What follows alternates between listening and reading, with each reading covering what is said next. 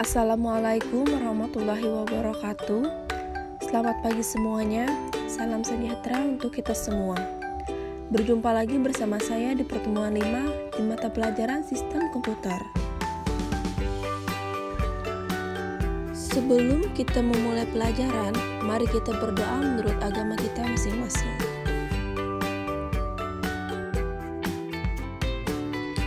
Baik, untuk pertemuan kelima ini, kita masih menggunakan sistem pembelajaran secara daring atau online melalui grup WhatsApp.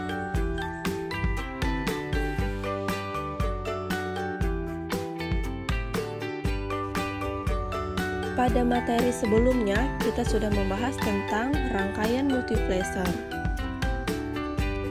Dan di pertemuan kali ini, kita akan membahas tentang rangkaian decoder.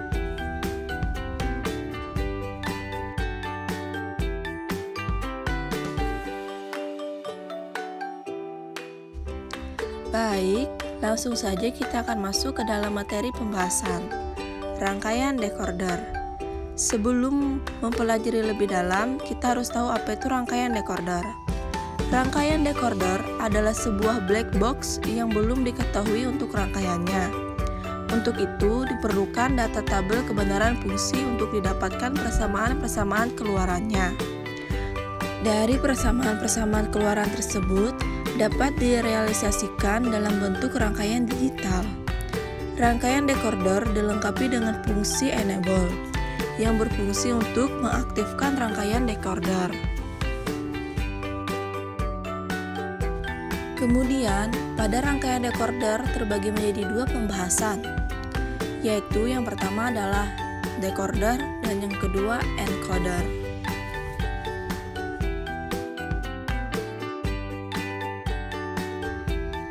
Satu, decoder. Decoder merupakan rangkaian yang dapat menerjemahkan kode untuk mengaktifkan satu keluaran. Dan berikut ini adalah gambaran dari rangkaian decoder. Decoder memiliki struktur input berupa n-min ke min 2n. Maksudnya adalah n input dan output berupa 2n.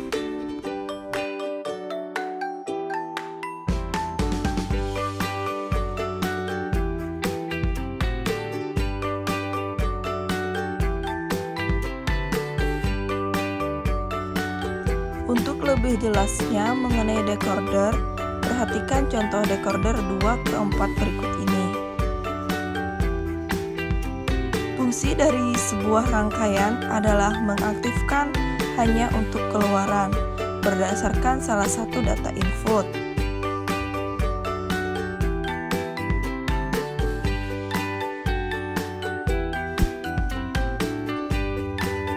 Berikut ini adalah tabel kebenaran untuk decoder 2 ke 4, yang dimana B dan A adalah input dan Q0, Q1, Q2, dan Q3 adalah output.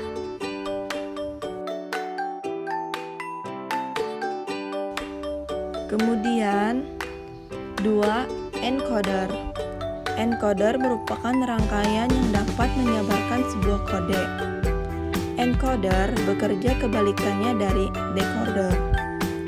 Jika decoder mengubah input yang bentuknya kurang dimengerti manusia menjadi bentuk yang lebih familiar untuk manusia, maka encoder yang merupakan kebalikannya akan mengubah input yang dimengerti oleh manusia menjadi bentuk binari yang not band, bukan bahasa manusia. Sirkuit digital bernama encoder ini dibilang merupakan IC dengan skala medium, karena pada dasarnya encoder meminimalkan jumlah saluran data dengan meringkasnya menjadi kode binar. Berikut ini adalah simbol dari rangkaian encoder, yang dimana bagian di sebelah kiri adalah input dan sebelah kanan adalah output.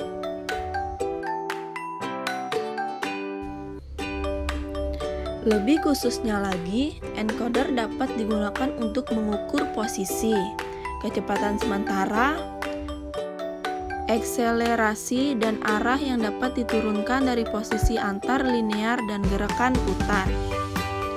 Fungsi dari encoder yang berbeda berasal dari berbagai prinsip fisik operasi, output, protokol komunikasi, dan lain-lain.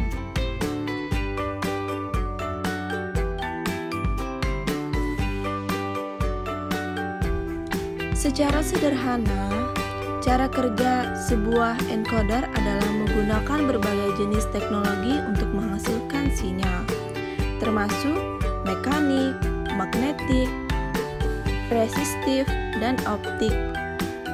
Dalam penginderaan optik, encoder memberikan umpan balik berdasarkan gangguan cahaya. Berikut ini contoh encoder 4/2. Encoder 4/2 ini terdiri dari 4 input, yaitu Y3, Y2, Y1, dan Y0, dan 2 output A1 dan A0, di mana di setiap salah satu dari input mendapatkan logik 1, maka akan menghasilkan kondisi kedua output tertentu.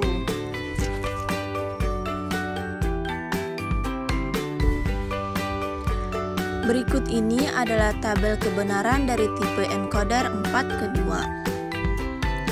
Jadi, persamaan logika untuk masing-masing output A1 dan A0 adalah A1 sama dengan Y3 ditambah Y2, dan A0 sama dengan Y3 ditambah Y1.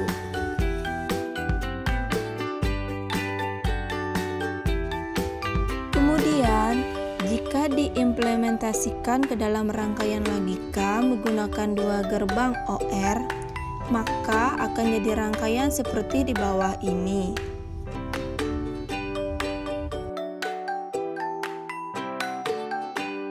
Baik, untuk materi pertemuan kelima ini sudah selesai. Kemudian saat pertemuan ke-6 nanti kita akan membahas tentang rangkaian flip-flop. Sebelum mengakhiri pelajaran, mari kita berdoa menurut agama kita masing-masing. Cukup sekian, saya ucapkan terima kasih dan wassalamualaikum warahmatullahi wabarakatuh.